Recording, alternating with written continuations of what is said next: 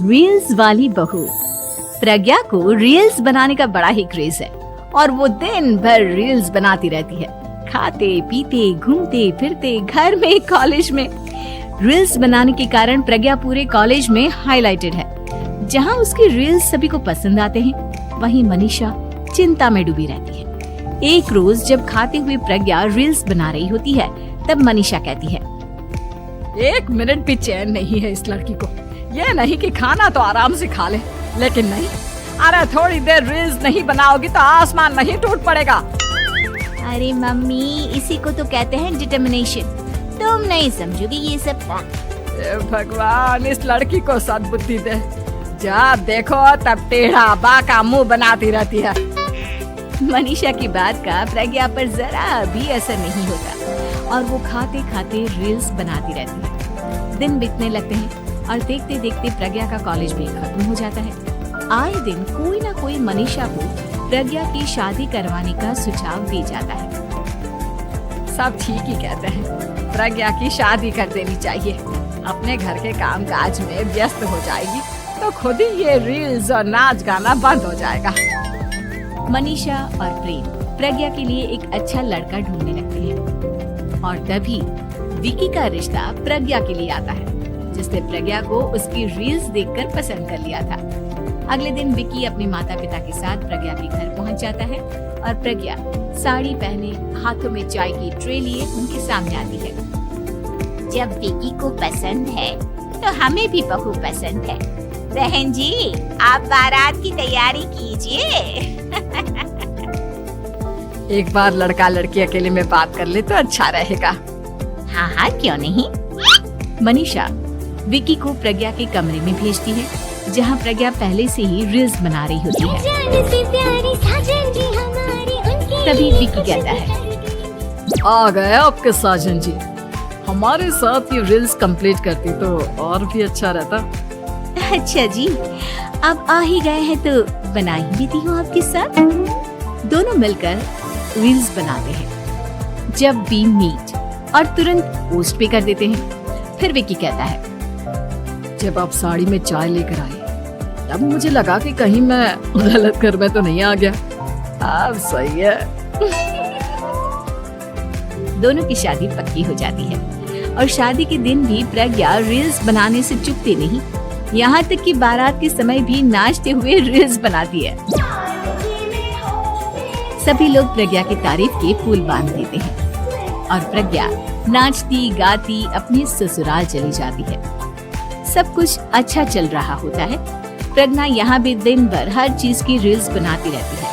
लेकिन कुछ दिनों के बाद जब सुनीता कहती है, बहू, ये रील्स के साथ साथ कुछ काम भी कर लिया करो। वैसे तुझे और क्या क्या बनाना आता है? मम्मी जी, वैसे तो सब कहते हैं कि मैं सब कुछ अच्छा बनाती हूँ, लेकिन मुझे लगता है कि मैं मैगी अच्छा बना लेती हूँ। हाँ, कॉफी भी अच्छा बना लेती हूँ और मुंह तो सबसे अच्छा बना लेती हूँ। हैं? अच्छा अच्छा। सुनीता अपना माथा पकड़ लेती है और कहती है, बहू, कुछ खाना बनाना भी सीख लेती। मम्मी जी, मैं लंबी प्लानिंग कर रही हूँ। जल्दी ही मैं इतनी फेमस हो जाऊंगी कि मुझे पैसे मिलने लगेंगे। हम दोनों सास बहू राज करेंगे, राज। नौकर काम करेंगे और लोगों की तो लाइन लगेगी हमसे मिलने के लिए। तेरा दिमाग खराब हो गया है क्या बहू? हंसी मजाक तक ठीक है, लेकिन इस तरह घर नहीं चलते। जितना जल्दी हो इस घर के तौर तरीकों को सीख लो। प्रज्ञा मुंह घुमाकर चली जाती है और तुरंत उसी वक्त एक रील बनाती है। ये देख सुनीता का गुस्सा 7वें आसमान पर चला जाता है और विकी के घर आती ही सुनीता उसे सब कुछ बताती है। विकी भी अब प्रज्ञा की इन हरकतों से परेशान हो जाता है। तुम टेंशन मत लो मम्मा, मैं देख लूंगा। विकी कमरे में जाता है तो देखता है कि प्रज्ञा रील्स बना रही है। विकी बड़े ही प्यार से प्रज्ञा से कहता है, प्रज्ञा, इन सब के लिए मैं तुम्हें मना नहीं कर रहा हूँ, लेकिन फिर भी हर वक्त तो ये अच्छा नहीं लगता ना। समझने की कोशिश करो, मुझे भी तुम्हारा थोड़ा वक्त चाहिए। मैं जब ऑफिस से आता हूँ तो मुझे समय देने की जगह इसी में लगी रहती। तुम ज्यादा ही सोच रहे हो। तुम भी मेरे साथ रील्स बनाओ ना, तुम्हें भी बहुत अच्छा लगेगा। तुम्हें इज्जत से कोई बात समझ में नहीं आती क्या? दिमाग खराब हो गया है तुम्हारा इस चकाचौंध से। अगर तुमने अपना रवैया नहीं बदला तो मैं तुमसे दूर चला जाऊंगा। तुम ही रिश्ता लेकर आए थे, मुझे लड़कों की कमी नहीं थी और ना आज है। विकी दरवाजा पटक कर चला जाता है। धीरे धीरे विकी प्रज्ञा से दूर होता जाता है। एक रोज मनीषा प्रज्ञा के ससुराल उससे मिलने जाती है।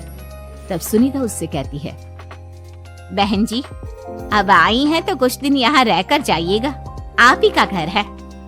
हाँ मम्मी, बहुत दिन हो गए तुम्हारे साथ एक भी रील नहीं बनाई मैंने। प्रज्ञा तुरंत अपने फोन में रील्स ऑन कर लेती है। ये सब मुझसे नहीं होता। तेरा ये भूत अभी तक नहीं उतरा क्या? बहन जी, आप कुछ कहती नहीं क्या इसे? जब आप ही कुछ नहीं कर पाई तो मैं कर ही क्या सकती हूँ। सास तो वैसी ही बदनाम है। शाम को घर की लाइट चली जाती है और मनीषा प्रज्ञा से कहती है, मेरे घुटनों में बहुत दर्द हो रहा है, तू लाइट का कुछ इंतजाम करना बेटा। अच्छा, कैंडल जला देती हूँ मम्मा। प्रज्ञा गाते हुए कैंडल जलाती है और खिड़की के पर्दे के पास रख देती है। मनीषा, जिसे बहुत दर्द हो रहा है, वो सो जाती है और प्रज्ञा हमेशा की तरह अपने रील्स में लग जाती है। उधर कैंडल की वजह से पर्दा आग पकड़ लेता है और मनीषा के कमरे में आग लग जाती है। बचाओ, कोई है, बचाओ।